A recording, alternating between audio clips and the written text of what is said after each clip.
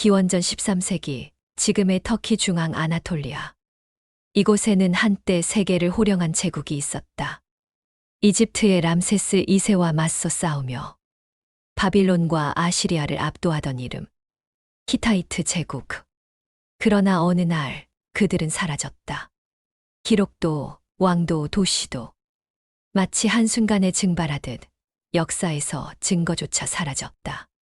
도대체 그들에게 무슨 일이 있었던 걸까? 히타이트 제국의 역사는 기원전 17세기까지 거슬러 올라간다. 그들은 오늘날 터키 중부의 하투사 하투스를 수도로 삼고 청동기 시대를 대표하는 강력한 제국으로 성장했다. 히타이트는 청동 무기와 전차 전술, 그리고 철 재련 기술을 일찍이 실용화한 문명이었다. 신들은 자연과 전쟁, 폭풍을 상징했다. 특히 폭풍의 신 테슈브는 히타이트 왕권의 상징이었다. 왕은 신의 대리자로 통치했고 그들의 제국은 정교한 행정과 강력한 군사력을 자랑했다. 히타이트 제국의 절정은 수필룰리우마 1세 시대였다. 그는 시리아 북부를 정복하고 바빌론과 아시리아 사이에서 새로운 강국으로 부상했다. 이집트의 파라오 람세스 2세 조차 그들과의 패권 다툼을 피할 수 없었다. 기원전 1274년 인류 최초의 대규모 전차전으로 불리는 카데시 전투가 벌어졌다. 이 전투에서 두 나라는 수천 대의 전차를 동원했다. 결과는 승패를 가리기 어려운 접전. 그러나 이 전투는 인류 최초의 평화조약을 낳았다. 히타이트와 이집트는 서로의 국경을 인정하고 동맹을 맺은 최초의 국가로 기록된다. 그러나 영광은 오래가지 않았다. 기원전 13세기 후반 히타이트 제국은 내부적으로 흔들리기 시작했다. 후계자 다툼, 지방 영주들의 반란, 식량난과 기근. 무역로는 차단되고 경제는 붕괴했다. 그들의 경제는 청동 무역에 의존하고 있었다. 청동은 구리와 주석의 합금인데 주석은 먼 동쪽 지금의 아프가니스탄 혹은 중앙아시아에서 수입되었다. 그 무역망이 끊기자 제국의 기반이 흔들리기 시작한 것이다. 그리고 결정적인 사건이 찾아왔다. 기원전 1200년경 지중해의 전역을 뒤흔든 정체불명의 세력. 그들을 해양 민족이라 부른다. 이 미지의 민족들은 배를 타고 지중해 연안을 공격했다. 크레타, 키프로스, 시리아, 이집트까지. 그들의 침공은 번개처럼 빠르고 잔혹했다. 이집트의 람세스 3세는 그들을 막아내며 이렇게 기록했다. 그들은 바다에서 왔다. 그들의 화살은 비처럼 쏟아졌고 불길은 도시를 삼켰다. 그들이 지나간 곳에는 아무것도 남지 않았다. 히타이트의 수도 하투사 역시 그들의 침공을 피하지 못했다. 기원전 1190년경 하투사는 불타올랐고 도시는 폐허로 변했다. 히타이트의 몰락은 단순한 한 제국의 멸망이 아니었다. 같은 시기 지중해 전역의 청동기 문명이 연쇄적으로 무너졌다. 트로이, 미케네, 크레타, 우가리트. 모두 불타고 사라졌다. 무역로가 끊기고 청동 생산이 중단되며 인류는 암흑의 시대로 들어간다. 글이 사라지고 도시가 무너지고 왕국은 잿더미가 되었다. 이 거대한 붕괴를 우리는 청동기 붕괴 브론스, 에이지 컬랩스아 부른다. 그리고 그 한가운데에 히타이트의 실종이 있었다. 하지만 지금까지도 우리는 히타이트의 정확한 몰락 원인을 모른다. 학자들은 여러 가설을 제시했다. 첫째, 기후변화설. 기원전 13세기 말 기온이 급격히 떨어지고 가뭄이 장기화되었다는 증거가 있다. 식량난과 사회 붕괴로 이어졌다는 것이다. 둘째, 내부 분열설. 왕위 계승 다툼으로 인해 지방 세력이 이탈하면서 제국이 안에서부터 무너졌다는 해석이다. 셋째, 해양 민족 침공설. 외부의 정복자들이 도시를 파괴하고 히타이트 문화를 흡수했다는 주장이다. 실제로 하투사 유적에서는 불에 탄 흔적과 함께 갑옷, 무기, 파괴된 성벽이 발견되었다. 누군가 침입했고 철저히 불태웠다는 증거다. 그렇다면 히타이트는 완전히 사라졌을까? 놀랍게도 그들의 일부 후손은 소규모 왕국 형태로 남아 있었다. 카르켐미시, 멜리드, 타르수스 같은 신시니타이트 도시국가들이다. 그들은 히타이트의 언어와 신앙을 이어갔지만 결국 아시리아 제국의 팽창 속에 완전히 흡수되었다. 1906년 독일 고고학자 후고 빈클러가 하투사 유적에서 발견한 1만 5천 점의 점토판이 그들의 존재를 다시 세상에 드러냈다. 그때까지 인류는 히타이트를 성경에만 나오는 전설의 민족으로 여겼다. 하지만 그건 신화가 아니라 실존했던 제국의 잿더미 속 진실이었다. 히타이트 제국의 실종은 문명의 영광이 얼마나 더섭는지를 보여준다. 그들은 청동기 시대의 영웅이었지만 한순간의 위기 앞에서 무너졌다. 무역의 단절, 기후의 변화, 그리고 인간의 탐욕. 문명의 종말은 언제나 복합적이었다. 역사는 잿더미 속에서도 말한다. 사라졌다고 해서 잊힌 것은 아니다. 기원전 1200년경 청동기 문명의 붕괴와 함께 히타이트 제국은 역사의 무대에서 사라졌다. 그러나 정말로 사라진 걸까? 혹은 다른 이름으로 다시 나타난 걸까? 수천 킬로미터 떨어진 유라시아 초원. 그곳에서 말을 타고 활을 쏘던 유목 민족 스키타이.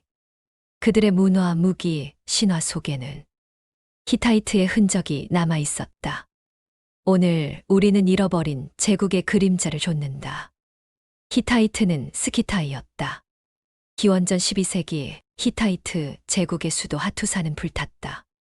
청동기 무역로는 끊어졌고 제국은 붕괴했다.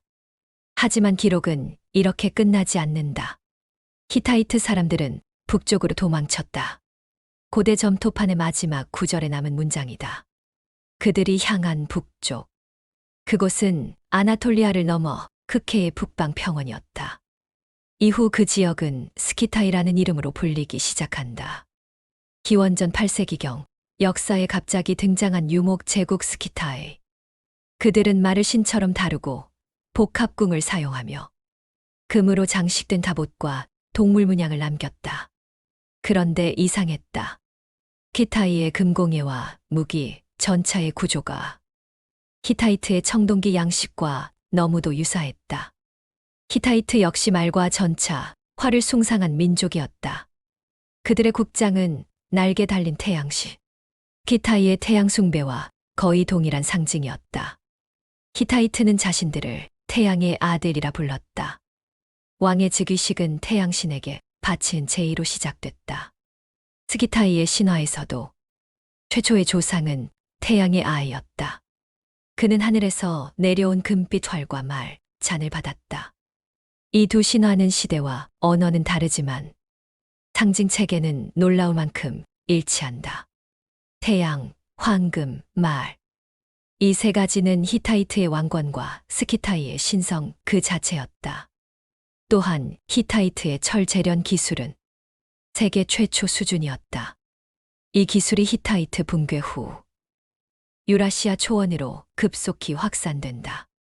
히타이 유적에서 발견된 철제 무기와 마구 마주이는 히타이트의 금속공예 방식과 동일한 구조를 지닌다. 단절이 아닌 전승의 흔적이다. 러시아와 터키의 고고학자들은 이 연결고리를 입증할 단서를 찾아냈다. 우크라이나 남부의 스키타이 쿠르간 무덤에서는 히타이트식 청동단검과 유사한 유물이 발견되었다. 또한 흑해 연안의 초기 스키타이 정착지에는 히타이트 문양과 유사한 이중 독수리 문양이 새겨져 있었다. 이중 독수리는 훗날 아나톨리아, 그리고 비잔틴 제국의 상징으로 이어진다. 즉, 히타이트 스키타이, 비잔틴으로 이어지는 문화의 연속성이 존재하는 셈이다. 고대 문명은 종종 사라졌다고 말하지만 사실은 형태를 바꾸어 이동했을 가능성이 크다. 히타이트가 멸망한 뒤 그들의 후손이 북쪽 초원으로 이주해 새로운 문명을 일으켰다면 그게 바로 스키타이의 기원일 수도 있다. 이 가설은 히타이트의 마지막 기록. 우리는 북쪽으로 갔다는 구절과도 정확히 맞아떨어진다. 히타이트는 사라지지 않았다. 그들은 초원으로 향했고 그곳에서 스키타이라는 이름으로 다시 태어났다. 이들의 후예는 훗날 중앙아시아의 사카족, 그리고 흑해의 사르마티아인으로 이어진다. 히타이트의 태양신은 유라시아의 끝까지 퍼져나간 셈이다. 역사는 단절이 아니라 흐름이다. 제국은 무너졌지만 그들의 언어와 신, 기술은 살아남아 초원을 달렸다. 히타이트는 사라진 게 아니라 변한 것이다. 기원전 8세기 유라시아의 드넓은 초원 위로 말발굽 소리가 천둥처럼 울려 퍼졌다. 그들은 전설의 민족 스키타이라 불렸다. 그들은 말을 타고 활을 쏘며 유라시아의 모든 왕국을 떨게 만들었다. 하지만 이 유목제국의 뿌리를 파고들면 놀라운 진실이 드러난다. 바로 스키타이는 한민족의 일족. 그 중에서도 김씨 가문의 시조와 연결된 고대 부족이라는 사실이다. 스키타이는 기원전 8세기경 흑해 북쪽 초원지대에 등장한 전사민족이었다. 그들은 말을 타고 다니며 활과 청동검으로 무장한 유라시아의 지배자였다. 그리스 역사가 헤로도토스는 이렇게 기록한다. 스키타이는 어디서 왔는지 알 수 없는 신비한 민족이었다. 그들은 유라시아 초원을 휩쓸며 누구도 그들의 기원을 말하지 못했다. 고고학자들은 스키타이의 무덤 쿠란에서 금장식과 호랑이, 용 문양, 삼종 문양을 발견했다.